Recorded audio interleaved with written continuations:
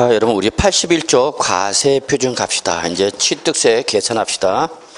자, 취득세 계산. 모든 조세는 세액을 계산할 때 뭐에다가 여러분 과세표준에다가 뭐를 곱해서 세율을 곱해서 뭐가 나오죠 여러분? 산출세액이 나온다 그랬죠. 그래서 요 세액 계산 요소는 두 가지죠.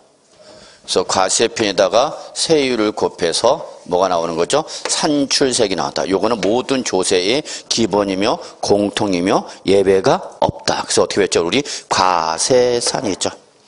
역시 여러분 취득세에서 여러분 전통적인 시험 출제 부분입니다. 전통적인 출제 대상이다. 일단 여러분 입장에서 공부를 할 때 나온다라는 거 생각하셔서 정리해 두시는 게 낫죠. 자, 그럼 이때 취득세 과세표준 뭐를 할 거냐 그 얘기죠 여러분. 자, 책 봅시다. 뭐를 하죠 여러분? 취득이라는 행위가 있을 때 물건에 뭐예요 여러분? 가액. 이걸 우리가 뭐라 한다 여러분? 취득 당시 가액이죠. 그래서 취득세는 무슨 세니까? 행위세니까 어느 당시? 행위 시점이죠. 취득이란 행위가 있을 때 그 물건에 뭐를? 가액을 과표로 하겠다는 얘기죠. 다만 여러분 거기 본문에 뭐 나왔죠 여러분? 연부취득 나왔네요. 자, 갑시다. 무슨 취득은? 연부취득일 때는 이때는 역시 무슨 금액이야? 연부금을 찾으라 했죠. 이때 연부금액은 뭐를 말한다? 매해 사실상 지급되는 금액을 말하죠. 여기는 계약금을 어떻게 알아? 계약금을 포함해야 되겠죠 당연히. 매매 계약 체결 하면 여러분 계약금 걸잖아. 계약금은 당연히 취득 대가잖아. 그 계약금 포함하라 그 얘기죠 여러분. 그래서 연부취득은 항상 중요해야 됩니다. 자, 그러면 이때의 이 취득 당시 가액을 어떻게 결정할 거냐, 요 결정 메커니즘을 보셔야 되는 거죠. 결정 메커니즘. 여러분이 여기서 잘 보다 보면 여러분 조금 눈이 뜨이는 순간, 아, 취득세를 줄이는 방법이 생각이 납니다. 근데 그거는 법에서 취지하는 거와 조금 반하기 때문에 제가 공개사성에서 말할 수가 없습니다만, 잘 보다 보면은, 아, 뭐가 눈에 이렇게 들어옵니다. 맹점이 보여, 맹점이. 그러면 그거를 이용하면은 세금을 줄일 수가 있어요. 근데 그는 법에서 요구하는 방식이 아니기 때문에 제가 말을 못한다는 얘기죠. 다 그래. 세법을 줄이는 방법은 딱 하나 여러분. 뭘 찾는 거야 여러분? 맹점을 찾는 거야. 맹점. 법의 규정 중에서 맹점. 뭔가 좀 어긋나는 거. 뭔가 좀 미비된 거. 그걸 찾아가고 그 방향으로. 왜냐면 세법은 조세 법률지가 대원칙이야. 무슨 지?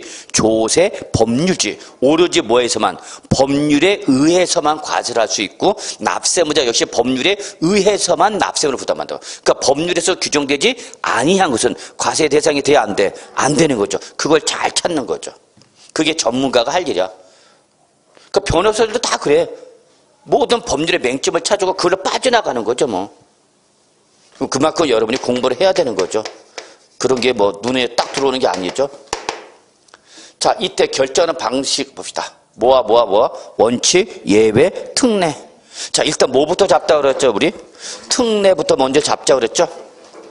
특례는 딱 제한돼 있어. 특례니까 아무 때나 적용되는 건 아니죠. 그래서 여러분 우리 특례부터 먼저 봅시다. 특례. 자, 특례를 적용할 수 있는 경우는 제한돼 있죠. 우리 어떻게 배웠죠 여러분 이거? 국지외수 공판장. 요거는 우리가 이미 어디서 봤었죠 여러분? 취득식에서 봤던 거죠. 그래서 국지외수 공판장 어떤 날에 취득한 걸 보는가? 사실상 잔금 지급이죠. 근데 여기다 하나가 더 들어오죠. 뭐가 들어오죠 여러분? 부동산 거래 신고와 그에 따라서 뭐가 이루어져서 검증이 이루어졌죠. 근데 사실 여기에 맹점이 있죠. 어떤 맹점이 있냐? 공인중개사든 거래 당사자가 뭐하면 신고를 하면 그 신고 내용을 뭐하는가? 검증하죠. 누가 검증하는가? 이거 중개법에서 배우셨죠 이제? 부동산 거래 신고제도 안 배웠어 아직도? 배웠잖아. 왜 안 배운 척해? 그럼 이거 검증을 누가 하는가? 걔가 하는 거죠? 다 알아들었죠? 누가 하는가? 시장, 군수, 구청장이 신고 받은 거 검증하잖아. 이때 검증은 그 거래 사실을 객관적으로 확인해 못해? 못해. 그냥 일정한 선 안에서 신고 들어오면 확인서 끊어주는 거죠. 일정한 바운드 안에서만 들어오면 인정한단 말이야. 실제 요 매매가 가격이 이루어지도 확인해 못해? 못한다니까. 그럼 내가 신고를 하더라도 그게 일정한 범위 안에서 인정이 되면 되는가? 이게 맹점이야. 그래서 주의할 거는 신고와 검증이 이루어졌다 해서 일단은 이걸 거래 사실 과세관청이 보장을 해주는가 안 해주는가? 보장 안 해줘. 그냥 검증 신고했다는 걸 확인만 해줄 뿐이야. 이해하셨어요? 네, 그래서 일단은 시장, 군수, 구청장한테 신고를 하게 하면서 일단 심리적 압박을 가하는 거지. 신고하라. 제대로 어떻게 하라는 얘기야? 신고하라. 그럼 뭐 제대로 신고를 했는지 실질적으로 심사할 수 있는 권한이 있어 없어? 없어. 그냥 그럴 거다라고 받는 거야. 그게 일정한 바운드 안에서만 이루어지면 되는 거죠. 그럼 어쨌거나 확인이 됐으니까 안 됐으니까? 됐으니까 이때는 뭐로 가죠 여러분? 과표가 사실상 취득 가격이죠. 이거 외우셔야 됩니다. 외워야 돼. 어쩔 수 없어요. 이거는 뭐. 그래서 어떤 분은 가끔 세법 왜 이렇게 외우는 게 많아요 그래? 아니 다른 과목 안 외우나? 그래서 국지외수 공판자가 부동산 거래 신고와 검증을 했다면 이때는 어디로 간다 여러분? 사실상 취득 가격 또는 연부 금액을 과표하는 거죠. 잡으셨어요? 자, 근데 주의할 게 있죠. 자, 이 국지외수 공판장과 부동산 거래 신고와 검증이 이루어졌다 하더라도 두 군데서 제외됩니다. 첫째, 무슨 취득이거나 무상 취득. 무슨 취득? 무상. 그러니까 내가 국가나 지방자치단체로부터 취득을 했어. 과세관청부터 취득했는데 이거를 국공유지를 무료로 무상으로 받은 거죠. 뭘로 받다고요? 무상. 돈 줬다고 안 줬다고? 그럼 누구로부터 취득한 건 맞는데 국가 등에서 받은 건 맞는데 돈을 줬다고 안 줬다고? 안 줬다고. 그러면 사실상 취득가격이 있어 없어? 없죠. 그러니까 이때 이러한 무상 취득일 때는 사실상 취득가격 적용하는 거에서 어떻게 하는 거냐면 제외하는 거죠. 또 있죠. 요거 말고 소득세법이나 법인세법상 뭐가 나와서 여러분? 부당행위 예산 부인 규정이 적용될 때 일단 무슨 규정인지 몰라도 좋죠. 그러나 여기 써져 있죠. 뭐라고 써? 부당행위, 좋은 놈, 나쁜 놈, 나쁜 놈. 정상적 거래가 아니라는 얘기야. 그러면 이때는 사실상 취득가를 적용하는 것에서 어떻게 하라 여러분? 제외하세요. 그렇죠. 제외하라. 제외하라. 아, 그리고 여러분 아까 쉬는 시간 질문 들어왔는데 이거 하나 좀 고칩시다. 여기 책에 제가 오류가 발생해갖고 취득세 양도소득세 비과세 그림을 보시면요. 몇 페이지냐면은 316쪽 316쪽에 보시면 여러분 오셨어요? 거기 여러분 1번 일시적 2주택 해소 기간이 책에 우리 3년으로 되어 있죠? 2년으로 되어 있죠? 2년을 여러분 죄송합니다. 3년을 좀 고쳐주시기 바랍니다. 3년. 그래서 2주택 해소 기간이 원칙적으로 몇 년이다 그러면 3년이다. 3년이다. 그걸 제가 개정하는 거에서 고치는 거에서 잘못 고쳤어. 그래서 여러분 죄송합니다. 이 세법이 이래서 힘들어. 해당 법조문을 개정하는데 이렇게 여기저기 짱 박히는 거 다 일일이 쫓아다니면서 다 바뀌었어야 되는데 그걸 제가 놓쳤네요. 무슨 말인지 이해하시나요? 1번 일시적 2주택 해소기간 몇 년이다 그러면 3년이 원칙인데 우리 책에는 지금 몇 년으로 되어 있어요? 그러면 2년. 그래서 그림과 법 규정과 그림에 두 군데가 나왔죠? 2년이? 요거를 3년으로 좀 고쳐주시면 아, 그 밑에도 있죠? 2년. 하여튼 2년 나온 걸 몇 년으로 고치라고요? 3년 이내로 고쳐주시기 바랍니다. 잘 고쳤어요? 예. 그래서 결론 몇 년 이내만 처분하면 된다고? 3년 이내, 3년 이내. 예, 그거를 우리 책에 지금 몇 년으로 되어 있어요, 여러분? 2년 이내 되어 있죠? 예, 그걸 조금 제가 잘못했습니다. 그거 수정 좀 해주시고요. 자, 다시 여러분 요거 진도하겠습니다. 생각난 김에 말씀드린 거예요.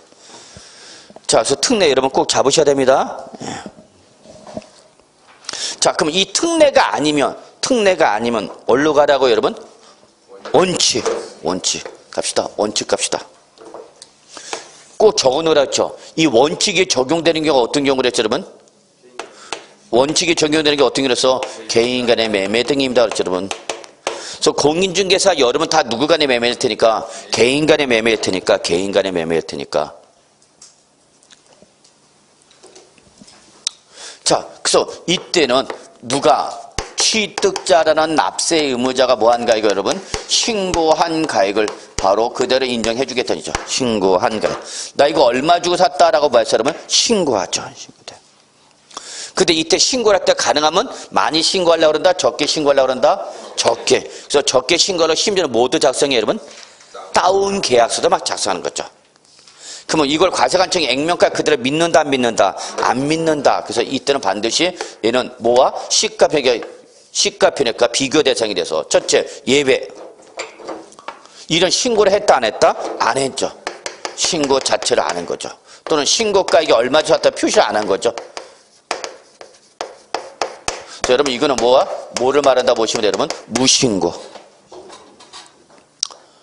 얘는 신고는 했는데 그 신고한 가액이 아주 중요한 말 나오죠, 여러분?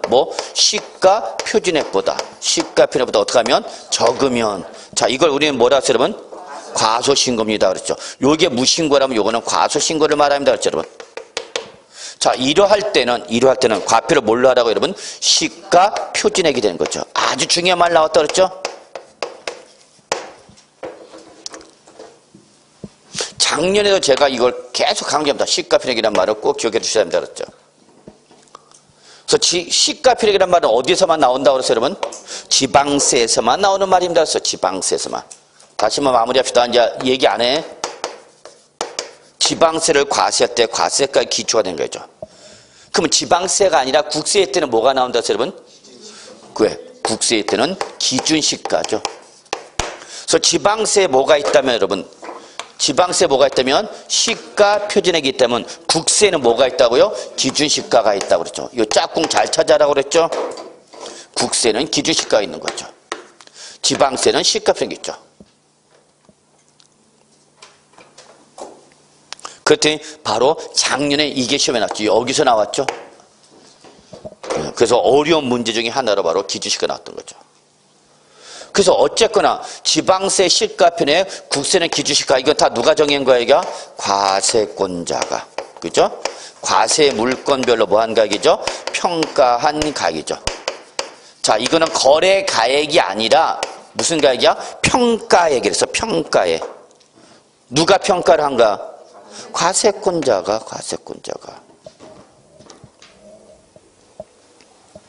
과세권자가 평가한 거죠. 그래서 여러분 이제 학교에서 여러분 이제 가격 가치 개념 배우셨죠?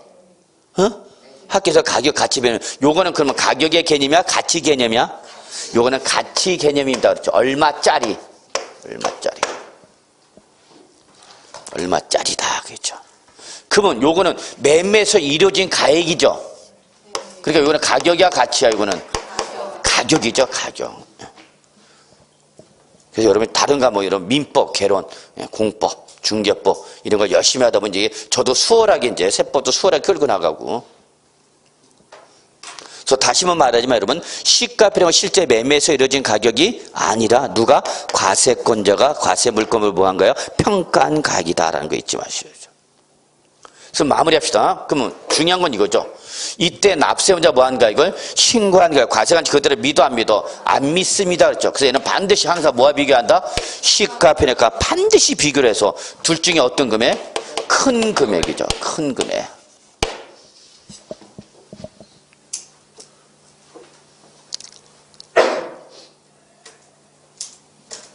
근데 사실상 취득가 확인이 됐으니까 안 됐으니까? 됐으니까 얘는 비교를 한다고 안 한다고? 안 한다고. 이게 차이점이죠. 다시 한번 신고한 가액으로 오는 순간 원칙 신고한 가액으로 오는 순간 얘는 항상 뭐와 비교 대상이 돼서 시가표준액과 비교 대상에서 둘 중에 어떤 금액? 큰 금액을 과표하죠. 그런데 뭐는 사실상 취득가 객관적으로 확인됐으니까 안 됐으니까? 됐으니까 얘는 얘와 비교를 해 안 해? 안 해. 비교 자체는 시가표준액의 제한을 받아 안 받아? 안 받죠. 이게 차이점이죠. 요 내용이 여러분 교재에 바로 82쪽에 나와 있는 거죠. 82쪽 맨 밑에 오세요. 오셨어요? 네. 자, 그래서 원칙 적용 순서를 보시면 여러분 제일 먼저 뭘 적용하는 거죠? 사실상 취득가격이죠. 그럼 이 사실상 취득가 누가 신고를 한 거예요, 여러분? 납세 의무자가 뭐 할 때? 신고 납부할 때죠. 근데 얘는 특징이 확인이 됐기 때문에 안 됐기 때문에 됐기 때문에 특징 시가 변형의 제한을 받지 아니한다. 따라서 그 밑에 비교가 중요한 거죠. 비교가 별표 3개짜리야. 따라서 사실상 취득가격이 시가편에보다 어떻게 해도 적어도 가편에 뭐가 되는 거야? 밑줄 사실상 취득가격이 되는 거죠. 그런데 이 국지배수 공판자가 부동산 거래 신고가 아니라면 어디로 가죠 여러분? 신고한가. 이게 두 번째죠. 누가 신고한가 여러분? 납세문자가 뭐 할 때? 신고 납부할 때. 근데 얘는 객관적으로 확인됐으니까 안 됐으니까? 됐으니까 안 됐으니까. 특징 얘는 항상 뭐와 비교 대상이다? 시가편액과 비교 대상이 돼서 항상 시가편액 제한을 받죠. 따라서 비교를 해서 만약에 신고한 가격이 시가편액보다 어떻게 하면 적으면 이때는 과표가 뭐가 돼요 여러분? 시가편액이겠죠. 저거 옆에다가 시가편액 옆에다가 과소신고가 된 거죠. 뭐가 된 거다고? 과소신고가 돼서 시가편액이죠. 그럼 이때는 뭐로 가죠 여러분? 보통징수로 가죠. 보통징수로 가면은 뭘 추징해야 되죠? 가산세 추징해야 되는 거죠. 뭐에 대해서? 과소신고 납부분에 대해서. 그럼 시가편액은 언제 적용하는 거냐? 누가? 과세권자가 뭐 할 때 여러분? 보통징수할 때 적용하는 예외적 보충적 적용 방법을 말한 거죠. 자, 그러면 여러분 여기까지가 되는데, 자, 올해 개정된 거 말씀드릴게요. 그러면 부동산 거래 신고와 검증이 이루어졌어. 부동산 거래 신고 검증이 이루어졌어. 그럼 과표는 뭐로 가는 거예요 여러분? 사실상 취득했죠. 그래서 부동산 거래 신고를 했어요.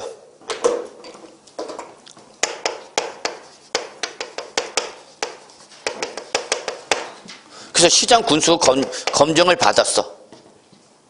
근데 그 가액인 사실상 취득 가격이, 이 사실상 취득 가격이 나중에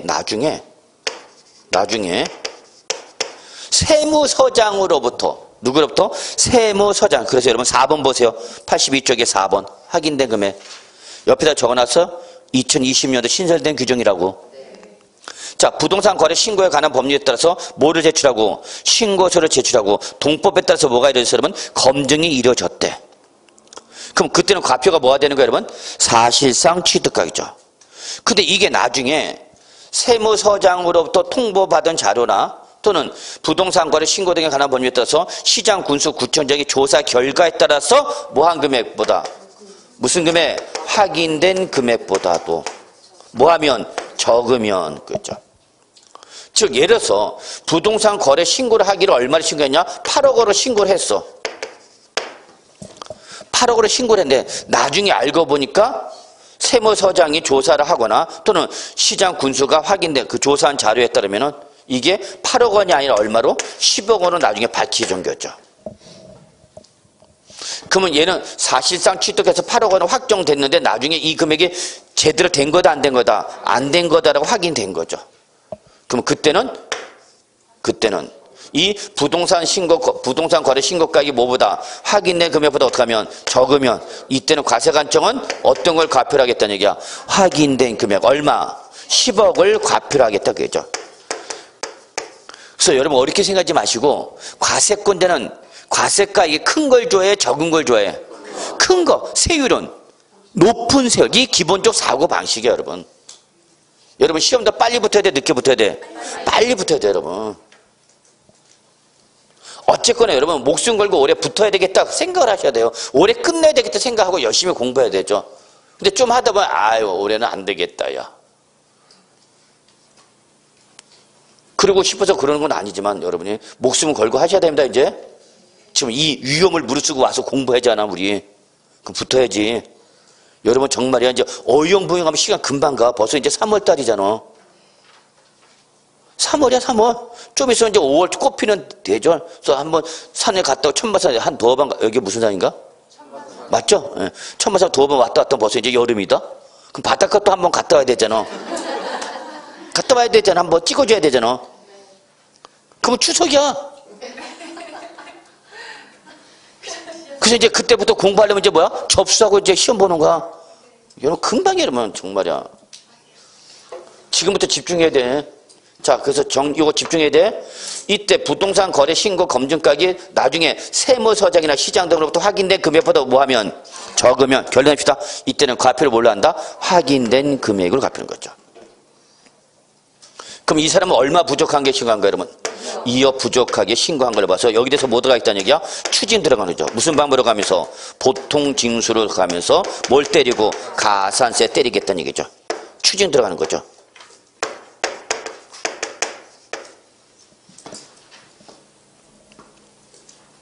옛날에 추징을 못했어. 왜 못했냐? 이걸로 확정됐기 때문에. 이걸 확정됐기 때문에 못 고쳤단 말이야. 그 나중에 뭐가 돼도 발견돼도 추징을 못했다고. 그래서 이거를 다시 올해부터 이걸 바뀐 거야. 바뀐 거죠. 이해하셨나요, 여러분? 요거 규정? 그러니까 어렵게 생각하지 마, 여러분. 하여튼 과세관청은 과세가액은 큰 금액, 적은 금액, 큰 금액. 세율은 높은 세율, 낮은 세율, 높은 세율. 과세 시기는 빠른 거, 늦은 거, 빠른 거. 그게 기본적 입장의 걔들. 그렇게 생각하면 돼요, 여러분. 이해하셨나요? 예, 그렇게 합시다. 자, 그럼 요거 잠깐 한번 설명드릴게요. 여기 올해 개정된 건데, 제가 여기서는 지금 별도로 개정세법 해서 특강을 안 하고 있으니까 설명합시다. 갑이 취득했어요. 얼마 취득했냐? 5억 원이 취득했죠. 자, 그러다가 이걸 매매했죠. 누구한테? 갑이 을한테 매매를 했죠. 매매를 했어요. 얼마 매매했냐 봤더니 여러분 8억 원에 매매를 했대요. 8억 원에 매매했어. 그래서 실제 얼마 팔았다는 얘기 여러분? 8억. 그러면 이때 갑은 뭐가 되죠? 양도자죠. 그러면 양도자한테 뭐가 부대죠? 양도소득세가 됐죠. 을한테 뭐가 부대죠? 취득세 내야 되겠죠. 얼마에 대해서? 8억이 됐어. 을은 얼마에 대해서? 8억 원에 대해서. 자, 근데 문제는 누가 문제야? 양도자죠. 양도자 얼마에 대해서 뭐가 되는가? 얼마에 대해서? 3억 원이죠. 양도리에서 발생한 소득이 얼마냐고. 3억이잖아. 외울 필요 없어. 얼마 주 산 걸? 5억 주 산 걸 얼마 팔았으니까 8억에 팔았으니까 얼마 남았어? 3억. 요걸 우리는 뭐라는 거야, 여러분? 양도 차익이라는 거죠.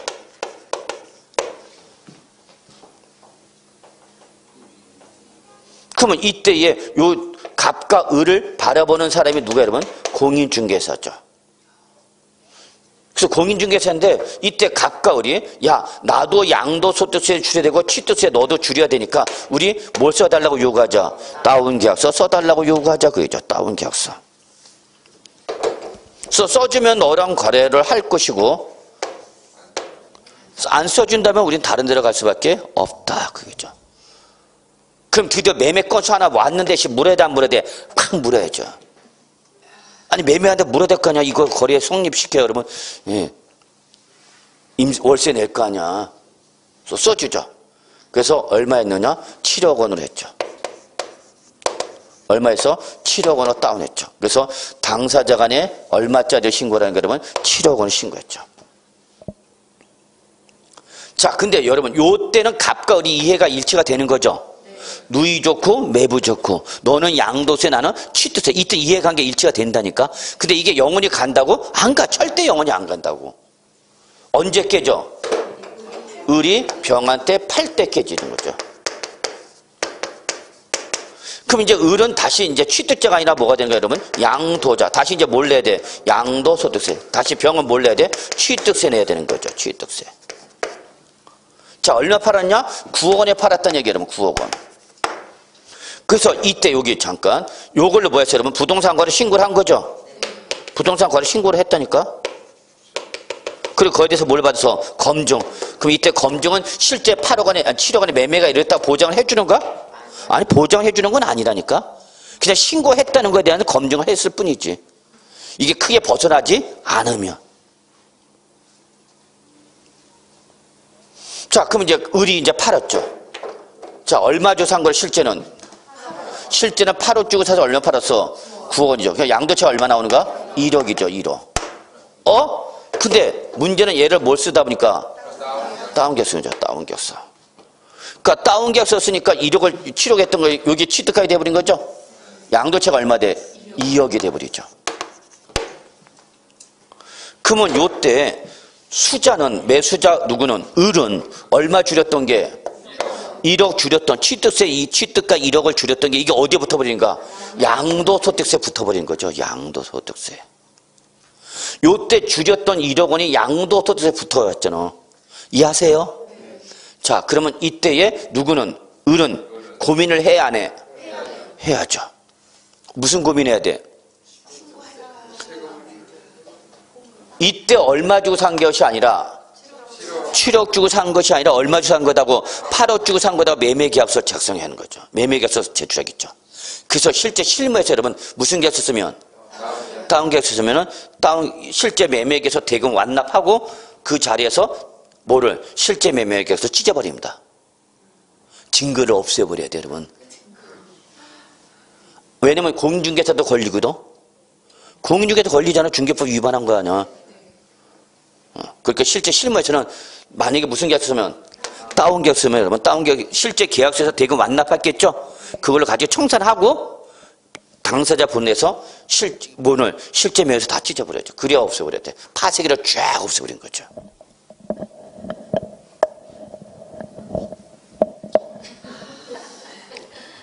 그러면 이때에 을이 병한테 팔 때에 고민한다고 얼마를 해요?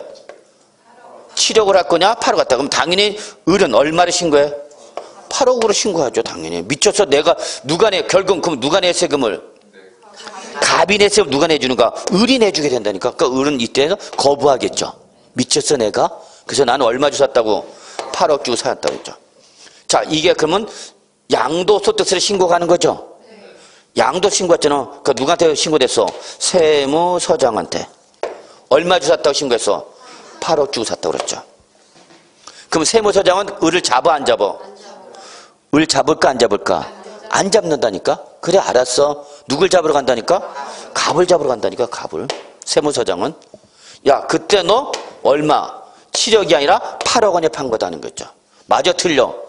맞아. 그래서 네가 입증을 못하면 7억에 팔았다고 해서 입증 못하면 우리는 얼마에 판 걸로 봐서 8억 원에 판 거에서 양도세 1억 원에 뭘 들어가는가? 추징 들어가겠다는 얘기죠.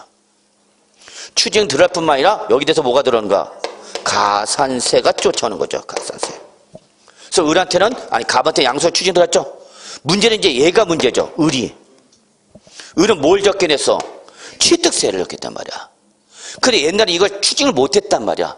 연락도 안 되고 세무서장이 누구한테 연락해야 되는데 시장 군수 구청인데 그게 연계가 안 되는 거죠. 왜? 여기는 하나는 국가기관이고 하나는 뭐고 지방자치단체 상호 연결 안 됐단 말이야.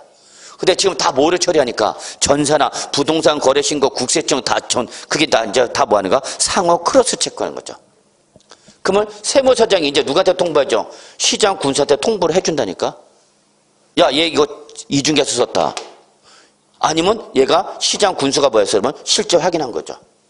그러면 이제 종전엔 누구만 잡았는데?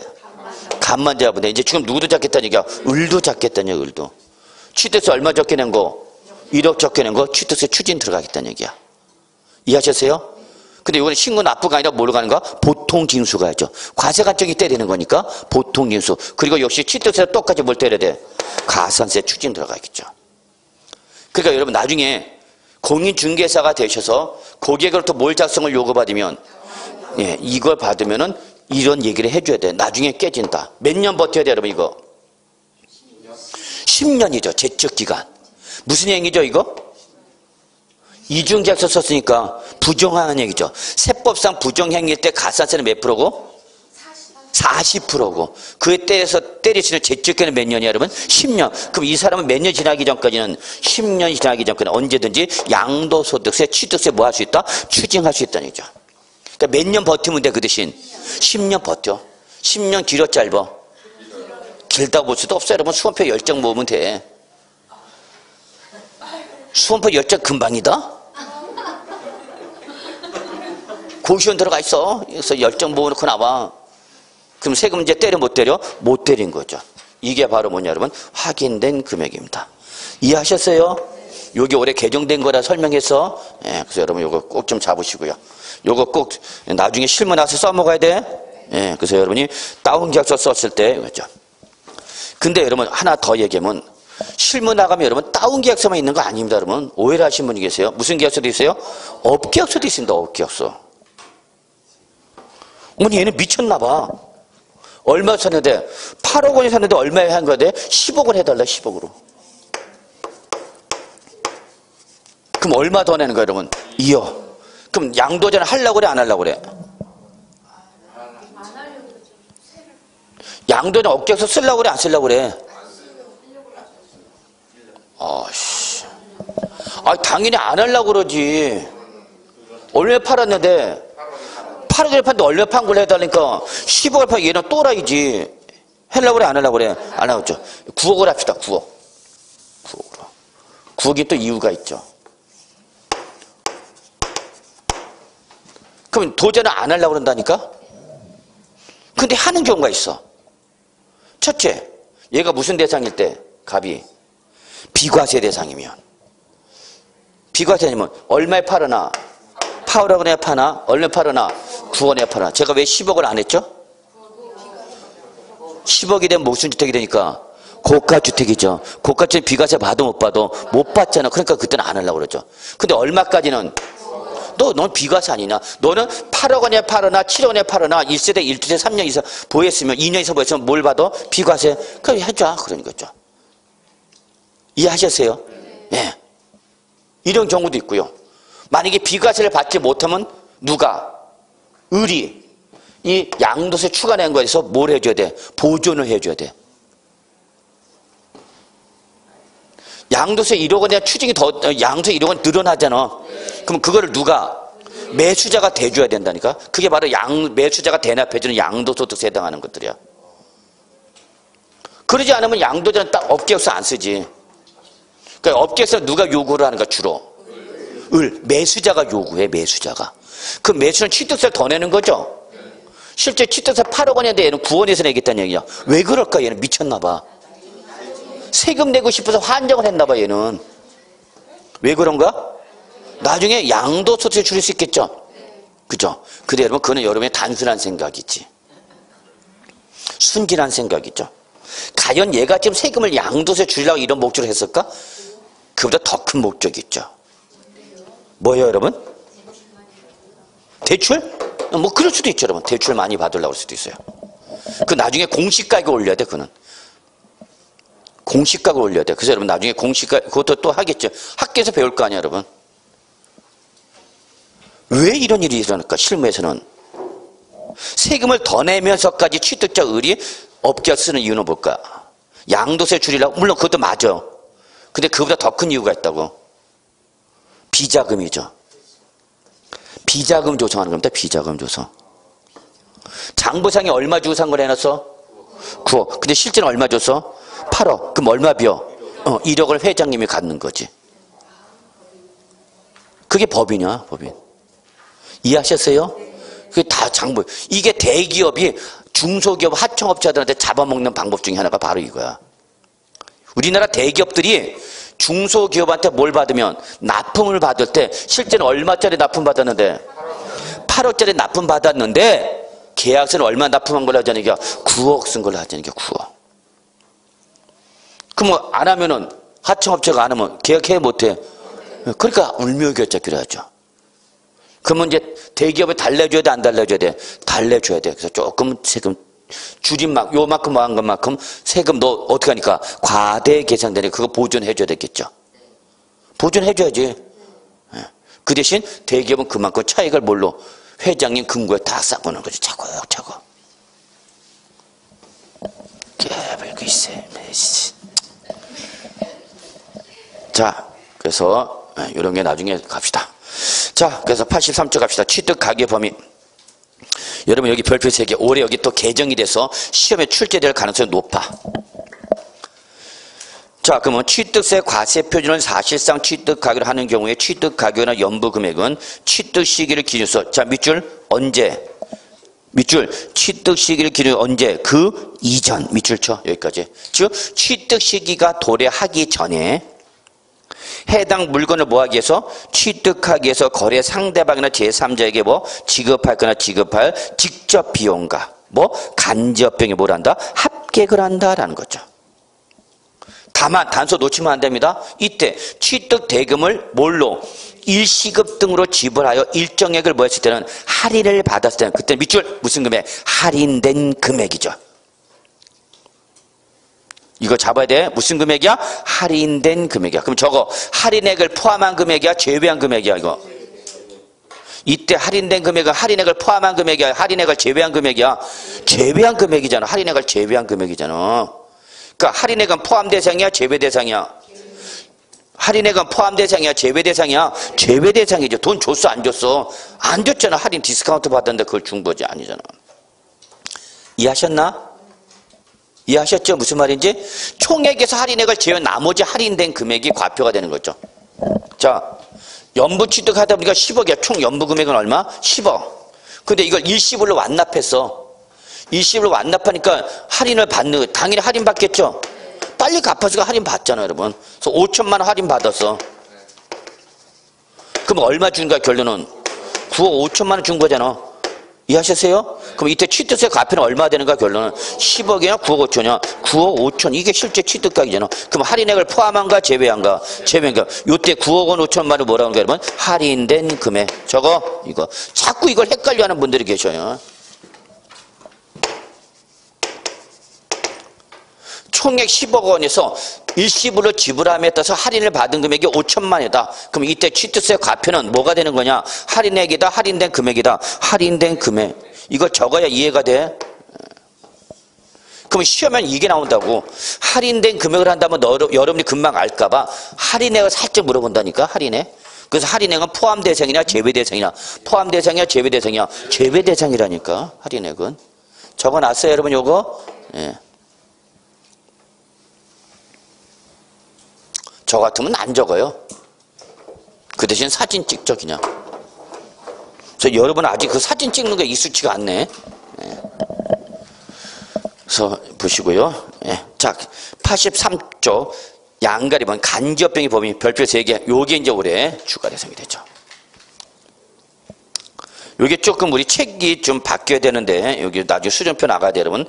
당초 법에서 개정안과 요 실제 개정안에서 차이가 발생했어요, 여러분. 어쨌거나 갑시다. 1번 건설자금 충당이자. 여러분 건설자금의 충당한 차입금 이자 또는 유사한 금융비용 있죠? 옆에다 적어 가르고 닫고 건설자금 이자라고 하고 이거는 회계상 취득하는 과정에서 발생한 부대비용이기 때문에 취득가액에 어떻게 한다? 포함합니다. 그래서 결론 냅시다. 건설자금 충당 이자는 무조건 취득가액에 어떻게 한다고요? 포함합니다. 2번이 아주 중요하죠. 2번이. 자, 밑줄 할부 또는 연부 이자 상당의 밑줄 할부 또는 연부 이자 상당의 그리고 밑줄 연체료. 근데 여러분 여기는 단서를 잘 봐야 되니까 단서가 포인트야. 누가? 밑줄 법인이 아닌 자. 저거 누구를 말하는가? 개인이죠. 개인. 개인이 취득할 때는 포함하래, 제외하래? 동그라미 제외하래. 이게 출전이 제일 좋아하는 말이죠. 출전은 이런 걸 좋아해. 출전은 이런 걸 사랑한다니까. 그러면 결국은 다시 말하면 할부나 연부 이자나 연체는 취득하는 자가 개인인지 법인지를 확인해야 된다는 얘기 아니어야 된다는 얘기야? 확인해야 된다는 얘기죠. 그래서 법인이면 뭐고? 포함이고 개인은 제외하라고요. 결론 동그라미 2번은 누구 확인하셔서? 개인 법인 확인해서 법인은 포함, 개인은 제외. 그래서 시험에 출제운이 개인으로 나왔는지 법인 나온지 확인해야 돼, 안 해야 돼? 해야 되죠. 3번은 저거 공과금이죠. 공과금. 저거 3번은 뭐다고요? 공과금. 다 법에 의해서 부과되는 거죠. 법에 의해서. 농지보전 부담금, 대체살림자원 조성비. 자, 오늘 나간 프린트 봅시다. 오늘 나간 프린트.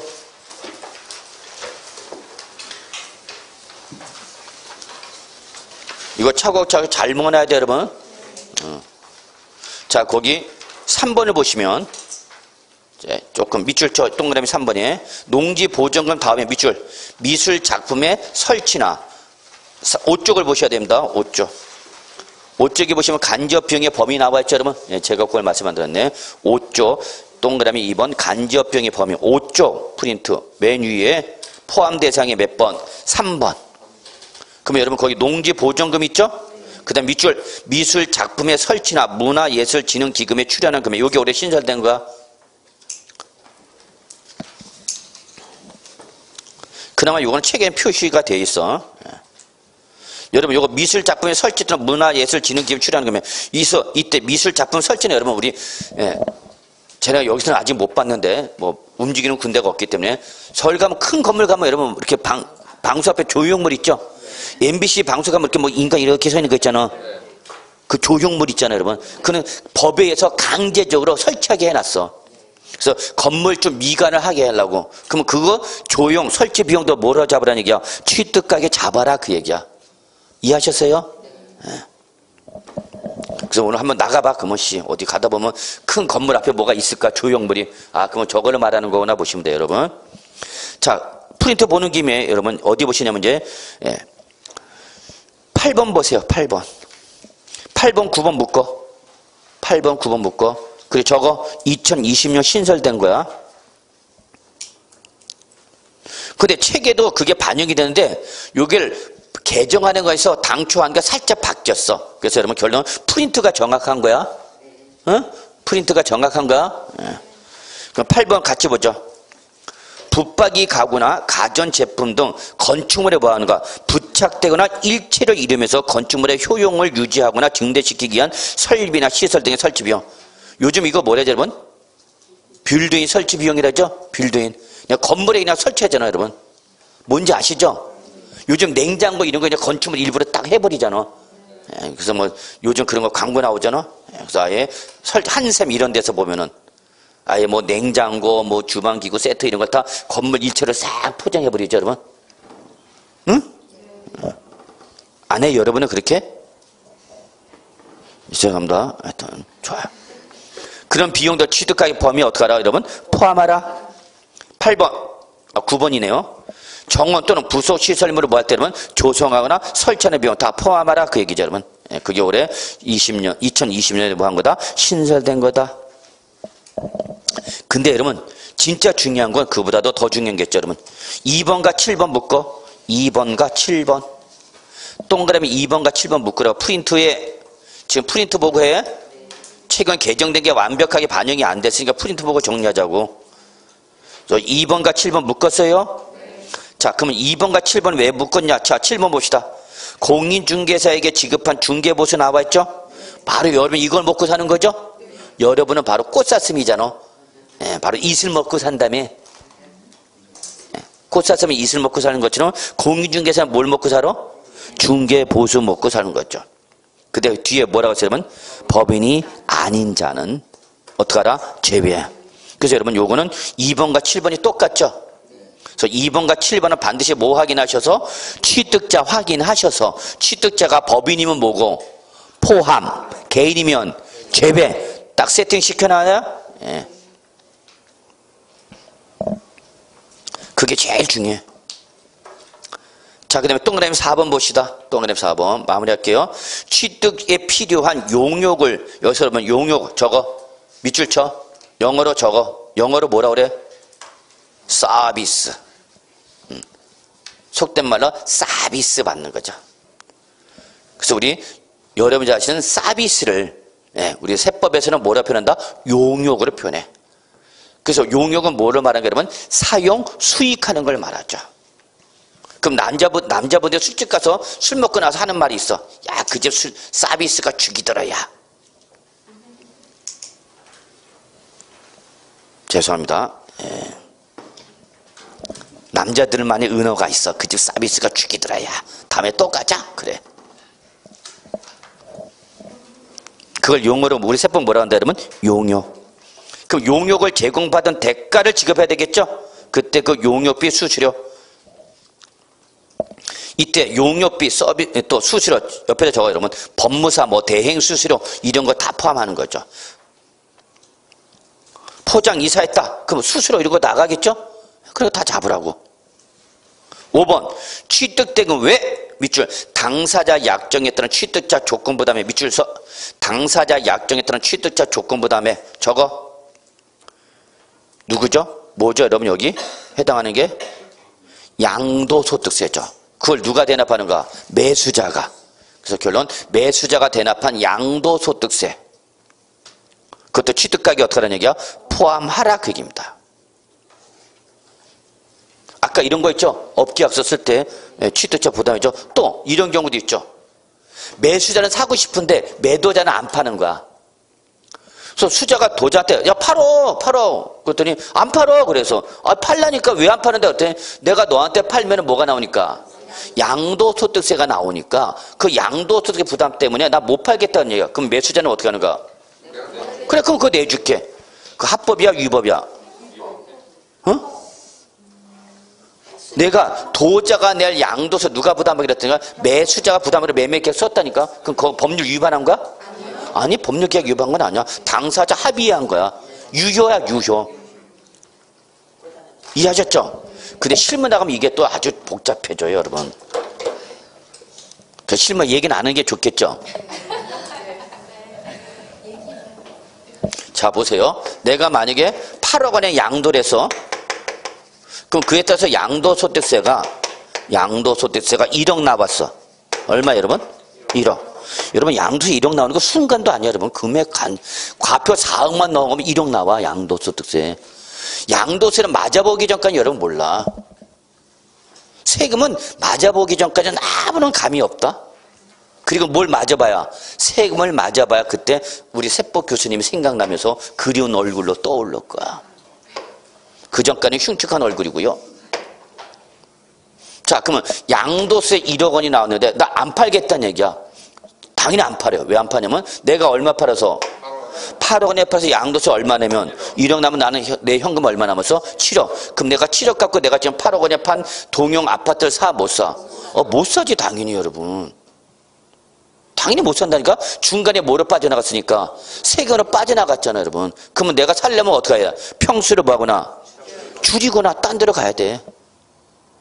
그래 도자가 팔아 안 팔아? 안 팔라고 그러는 거죠. 그걸 누가 부담하는 거야 여러분? 취득자가 부담하기라는 거죠. 그래? 그거 내가 낼게. 취득자가 조건 부담하기라는 거죠. 그러면 결론 취득자는 얼마 주고 산 거야? 취득자는 얼마 주고 산 거야? 8억 원이야 9억 원이야? 9억 원을 잡으라고. 9억 원으로 9억 원을 잡아야 나중에 얘가 10억 원에 팔면은 양도세가 얼마를 해야 돼? 1억을 해야 되죠. 이걸 안 잡아버리면 이면 양도세 잡히는 거죠. 이해하셨어요? 그러니까 여기 지금 취득세 잡는 게 좋은가 안 잡는 게 좋은가? 잡는 게 좋은가? 이제 가끔가다 그걸 오해하는 분이 계시죠. 아니 교수님 과표에 잡으면 취득세가 올라가지 않습니까?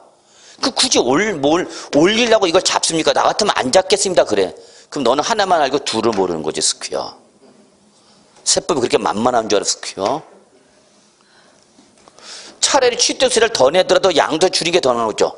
세율 비교 자체가 안 되잖아. 무슨 말인지 이해하시나요? 물론 따져는 봐야 되겠지만 그래서 이때 취득자 요거 대납해준 1억 원 어떡하라? 취득가에 잡아라는 얘기야. 그러면 나중에 양도할 때 양도해서 차감하는 취득가는 8억 원이야 1억 원이야? 8억 원이야 9억 원이야? 9억 원이죠. 근데 문제는 여러분 이게 문제야. 실무 나가면 1억 원을 누가 대납해줬어? 취득자가 대납해줬죠? 그럼 우리 세무서는 세법은 결국 이 사람 얼마 받고 판 거와 똑같은가 그러면? 양도자는 얼마 받은 거와 똑같은가? 9억 원에 받은 거와 똑같은 거죠.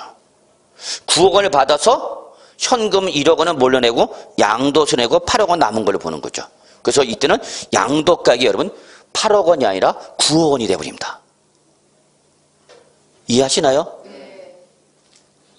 이해돼? 실제 팔았을 때 얼마 팔았지만 매매에서는 8억 원에 팔았지만 그걸 누가 취득자가 1억 원을 부담하기로 했다면 세법은 이거를 8억 원에 양도한 걸로 본 것이 아니라 9억 원에 양도. 그러면 얘는 8억 원에 대한 양도세의 1억 원에 대해서 부족에 추징 들어갑니다. 추징 들어간다고. 그러면 이때 매매가 여러분 1억 원은 어떻게 해야 될까? 여러분 공인중개사 이걸 누가 부담하기로 했어? 자 그럼 매매계약서 얼마를 써요 여러분은? 취득자는 얼마 주고 써달라고 그래? 얘는 얼마 줬으니까. 근데 도자는 얼마 팔았어? 그럼 매매계약서 얼마를 적혀야 되는 거야?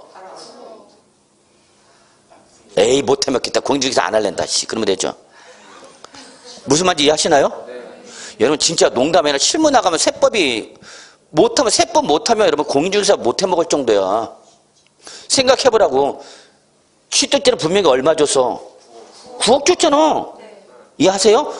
매수가에 8억 원인데 대납해준 1억 9억이잖아. 그럼 얘는 얼마짜리 써달라고 그래 당연히? 9억 주고 써요. 그래야 나중에 내가 양도 때 9원을 뺄 테니까. 근데 도대체 얼마 팔았어 지금? 그럼 매매서 도대체 얼마로 써야 되는 거야? 그래 그냥 집에 가자. 어떻게 해야 돼 여러분 계약서에는?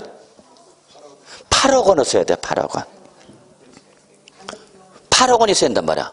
그럼 매수자가 부담하는 1억 원의 증빙서류가 없죠. 나중에 취득자가 뭘 할 수 있냐면 야 내가 맨 처음에 잘 몰라서 내가 내는 건 줄 알았는데 나중에 알고 보니까 우리 세무사 보니까 내가 내는 게 아니라 네가 내는 거다. 딴소리 할 수 있죠. 딴소리 할 수 있잖아. 양도세는 지금 내 나중에 내. 나중에 내잖아 나중에. 오늘 며칠이야? 오늘 며칠이야? 3월 11일? 예. 그럼 오늘 날짜를 파서 양도세 언제까지 내면 돼? 이거 아직도 몰라? 5월 말까지 내면 되죠?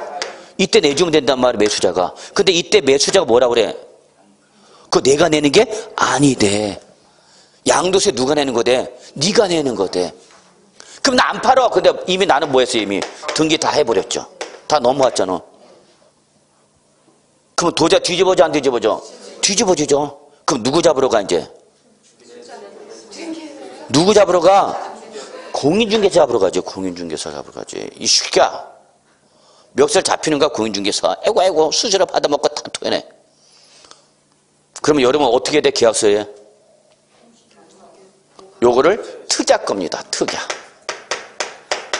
뭘 건다고? 특약. 매매계약서 특약 걸어놔야 돼. 그래서 언제까지? 5월 말까지 양도소득세 1억 원을 누가?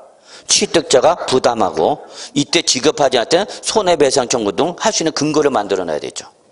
그래 도자가 안심하지. 그게 공인중개사가 하는 일이야 여러분. 그래야 중개수수료 받아먹어. 엠병아. 중개수수료 받아먹기 쉬운 줄 알아? 남의 돈 뺏어먹는 게 쉬운 줄 알아? 그럼 문제는 뭐냐? 세법이 문제야. 뭘 걸으면? 특약을 걸으면 이때는 양도가액을 여러분 8억 원이 아니라 얼마로 본다? 9억 원이 양도한다. 9억. 그럼 얘는 양도세 얼마에 대해서 맞춰서 냈어? 8억에 맞춰 양도했죠? 근데 실전 세법은 얼마에 파는 걸 보니까 그러니까 양도세가 늘어나 줄어들어? 늘어나죠. 그럼 추징 들어가죠. 추징 들어갑니다. 1억 원 과소신고분에는 양도 추징 들어간다고. 그럼 추징 들어가는 게 중요한 게 아니라 뭐가 또 좋죠 반드시? 그죠. 가산세. 항상 가산세가 무서운 거예요, 여러분. 실제 세금은 요건 낼 걸 내는 거니까 무서운 게 아니야. 원래 내야 할 거니까 내는 건데, 문제는 뭐야?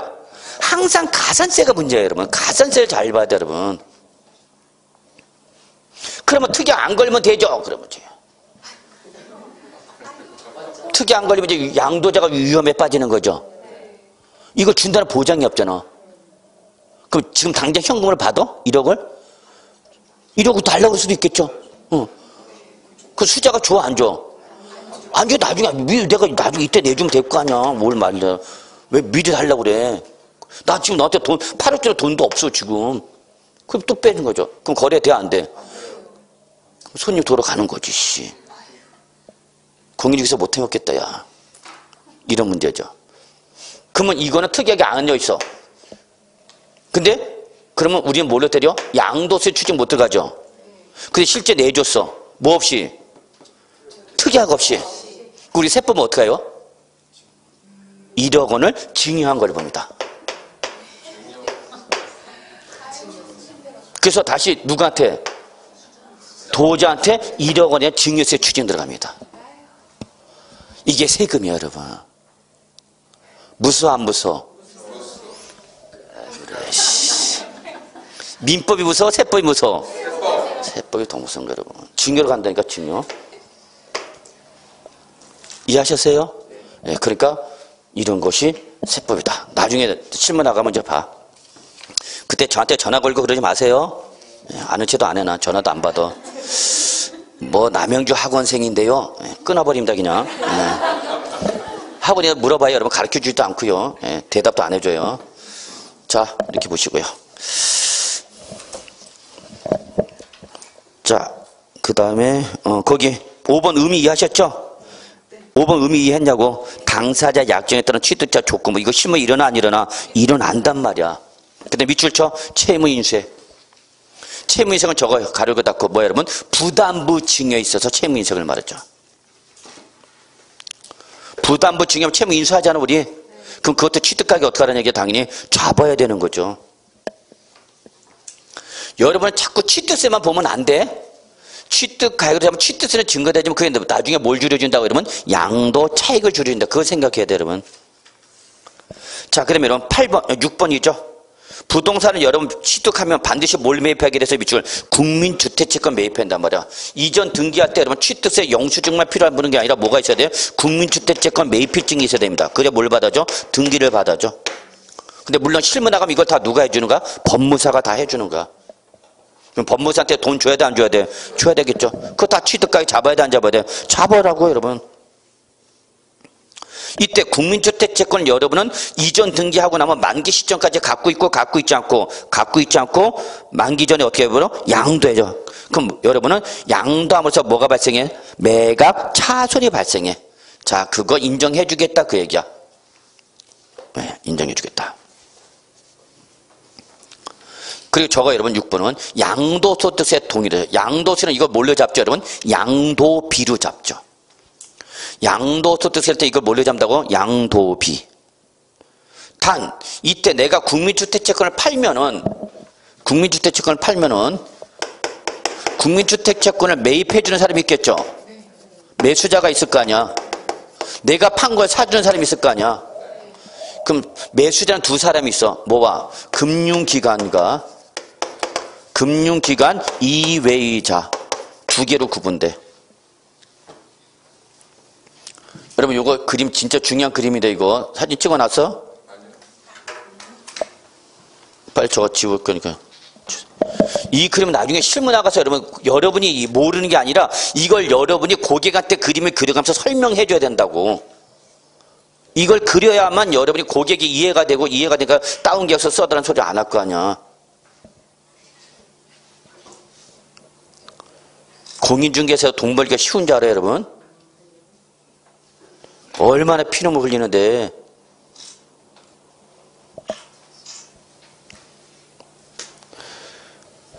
자 지울게요. 자 그러면 갑시다. 국민주택채권을 매수하는 사람이 누가 있다 여러분? 금융기관. 누가요 여러분? 은행이나 증권회사 등이 되겠죠. 그러면 금융기관의 외의자는 누구야? 금융기관 이외자 누구야? 법무사야 법무사. 그래서 실무 나가면 이걸 누가 해준다고? 법무사가 해줘 여러분. 법무사가. 그래서 여러분 나중에 공인중개사가 되셔서 오늘 잔금 지급하는 날이야. 그러면 여러분 오늘 사무실에 사람이 막 바글바글 할 거야. 정신 못 차려 여러분. 공인중개사도 첫째 누구 있죠? 매매 당사자는 매도자 매수자 왔겠죠? 그때 누구와 있어? 법무사와 있어 법무사. 그리고 요 취득하는 은행 대출 받겠다 그러면 또 누가 와? 은행 대북의 영업직원이 온다고. 얘들은 정규직이 아니라 얘는 계약직이야. 얘들 수당 먹으러 사는 애들이야. 거기다가 또 양도자가 양도세 좀 대납하게 되면 또 누가 와 여러분? 세무사 사무실 또 온다고.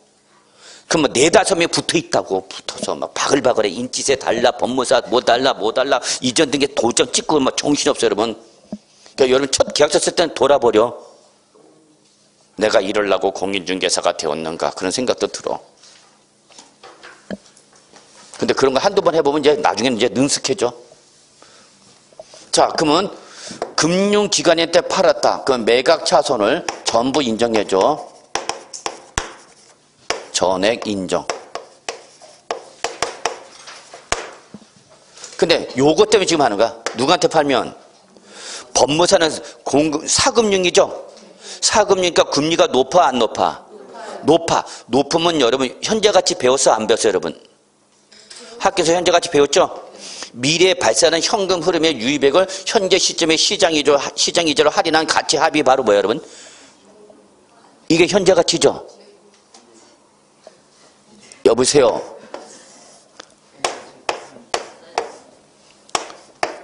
현재 시점이고 t 1기 말, 2기 말, 3기 말, 4기 말. 그래서 이때 발생하는 현금 흐름을 현재 시점에서의 뭘로? 시장 이자율로 뭐 한 거 여러분? 할인한 거죠. 할인이 바로 뭐야? 현재 가치죠. 할인, 그러면 할인은 어떻게 해요, 여러분? 미래에 발생하는 현금 흐름을 현재 시점에서의 시장 이자율로 뭐 한 거 여러분? 복리로 할인한 거죠. 이게 바로 뭐예요, 여러분? 현재 가치죠. 그러면 이걸 단순히 더한 건 뭐예요, 여러분? 액면 가치죠. 액면가액이라고 그러죠. 그럼 현금 순재 1억 원, 1억 원인데 현재 가치는 얼마다, 여러분? 9천만 원이다. 그럼 얼마 발생의 차이가? 1,000만 원. 이게 바로 뭐예요, 여러분? 학교에서 배울 때 뭐라 하세요, 여러분? 이거를 이자. 이걸 우리 뭐라 해요? 현재 가치 할인 차금이라고 합니다. 그래서 현재 가치 할인 차금 뭐를 말하는 거예요, 여러분? 이자를 말하는 거예요, 이자. 그래서 형가, 내가 다 배우셨죠? 자, 그러면 금리가 뭐하면? 높으면. 금리가 뭐하면? 높으면 내가 받을 수 있는 현재 가치가 어떻게 돼? 떨어지죠. 그러면 차익이 어떻게 돼? 커지죠. 이거 학교에서 배웠을 텐데. 현가, 내가 다 했잖아, 여러분. 그러면 법무사한테 팔면 그만큼 손실금액이 커져, 작아져? 커진단 말이야. 그래서 그 커지면 무조건 그걸 다 인정을 해주는 것이 아니라 이거를 네가 법무사가 아닌 누구한테 은행 가서 팔았다고 가정했을 때, 금융기관에 매도했다고 가정했을 때의 매각 차손을 한도로 하죠. 즉 은행이나 증권회사 가면 채권 금리 나와 안 나와? 채권도 매일매일 금리가 나와. 채권 금리가. 그래서 채권 금리에서 매도 가격, 매수 가격이 다 나온다고. 그래서 요 의미만 이해합시다. 의미만 이해하시면 돼요. 자, 단서 봅시다. 누구한테 팔았다? 금융회사 등에 양도했을 경우에 매각 차손을 한도로 한다. 누구한테 팔았을 때는? 요 말이 빠졌네, 여기. 누구한테 팔았을 때는? 금융기관 이외자한테 양도했을 때. 요 말이 빠졌네, 여러분. 요거 좀 더 놓으세요. 누구한테 팔았다면? 금융기관 이외자에게 양도를 한 경우에는, 그걸 전액 인정해 주는 것이 아니라 동일한 날짜에 누구한테 팔았다고 가정했을 때, 금융기관에 매도했다고 가정했을 때의 매각 차손을 뭐로 한다고 한다? 한도로 한다. 이렇게 보시면 된다.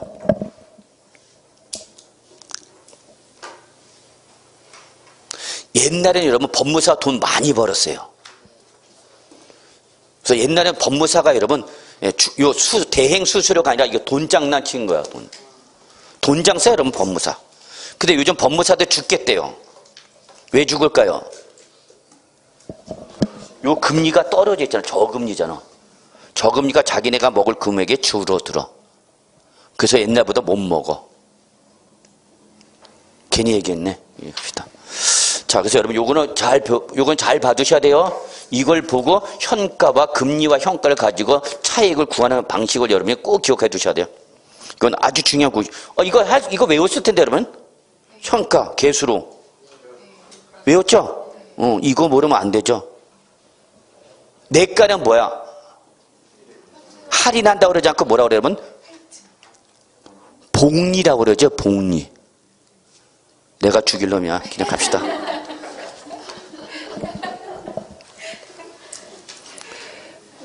이 세법은 전 과목은 다 연결돼서 그래. 그러니까 현가는 뭐라고 그러고 여러분? 할인한다는 개념이야. 할인 개념이야. 그리고 내가는 뭐야, 여러분? 복리 개념이야. 복리 개념. 이해하셨어요? 그럼 현가와 내가를 비교하면 어디가 더 항상? 현가와 내가를 비교하면 어디가 항상 더 커? 내가가 더 크죠. 왜 그래? 이자 때문에 그렇죠. 이자가 없으면 이런 문제가 없지. 그렇죠? 근데 지금 금리가 저금리니까 고금리니까 저금리죠. 점점. 그러니까 그 갭이 자꾸 점점 적어지는 거죠. 그러니까 돈 장사가 재미가 있어 없어? 없죠. 그래서 옛날에 여러분 일수한다, 돈 장사한다 하면 돈 많이 벌었어요. 옛날에는. 지금은 별로 못 벌어. 자, 됐고요. 그 다음에 여러분 7번 했죠, 여러분? 네, 8번, 9번 했죠, 이것도? 네, 그래서 여러분 됐고. 자, 제외되는 걸 잘 보세요. 마무리합시다. 조금 늦어졌네요. 제외되는 거. 취득하는 물건의 판매량 밑줄, 판매량, 광고 선저비 등의 판매 비용 밑줄. 광고 선저비다 판매 비용 제외됩니다. 그 다음에 2번이 중요하다. 2번이 제일 중요해. 관련 법률에 따라서 전기나 가스, 열 등 밑줄 저기 전기, 가스, 열 등 저거 에너지죠, 에너지. 에너지 등을 이용하는 자가 분담하는 비용. 자, 우리 집까지 전기가 안 들어와. 가스가 안 들어와. 왜? 나는 전원주택이야. 저 산속에 있어. 산속에 도로까지는 가스가 있는데 우리 집까지 들어와 안 들어와? 안 들어온다. 그럼 이거 설치 비용을 부담해야 되죠, 일부는. 한단 말이야. 그냥 깔아주지 않잖아. 그럼 그거 비용 어떻게 하라는 얘기야? 잡아라 그 얘기 여러분. 취득가액으로. 잡아서 된다고 안 된다고? 안 된다고. 죄송합니다. 이때 분담하는 비용 포함하라 제외라? 제외라. 자 3번 보세요. 이주비, 지작물 보상금 등. 자 여기 써져 있어 밑줄. 뭐라고 했어? 취득 물건가는 별개. 써져 있네. 이게 포인트야. 취득 물건가는 뭐야? 별개. 그러니까 잡아 잡지마. 잡지마. 이주비는 뭔지 아시죠? 다 아실 거예요 여러분. 은행 대출금이야 이거. 특히 재개발, 재건축 사업할 때 여러분 이주비 줘야 되잖아. 그럼 조합에서 이주비로 뭘로 줘? 뭘 알아야지. 공법 시간에 안 하나? 아니 우리 이사 간데 재개발, 재건축 하니까 그럼 조합도 이주비 받잖아. 그럼 조합은 어디서 돈이 나고 이주비를 주냐고 여러분한테. 은행 대출금이야 그게. 이 사업을 하는 것에서 은행과 뭐 법무사 각종 관련 기관 다 조인트를 맺는다니까. 보증공사 이런 데부터 다 해갖고. 그럼 이주비를 줘야 되겠죠.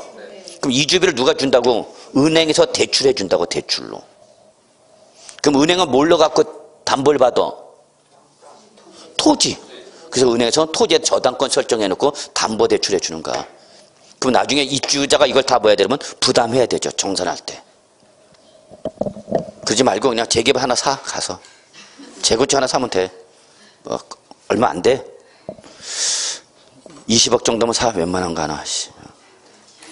자, 그 다음에 4번 갑시다. 밑줄 부가가치세. 절대 놓치면 안 돼. 저거 간접세. 간접세. 자, 그래서 오늘은 여기까지 해야 되겠네요. 너무 늦어져서는 안 되니까. 다음 주 우리 어디부터 한다 여러분? 양가로 4번부터 할게요 여러분. 응? 예, 그래서 요거는 설명은 요 프린트 갖고 갈게요. 예, 왜냐면 개정된 내기 책이 완벽하게 반영되어 있지 않으니까. 예, 그래서 오늘은 여기까지 하겠습니다. 여러분 수고하셨습니다.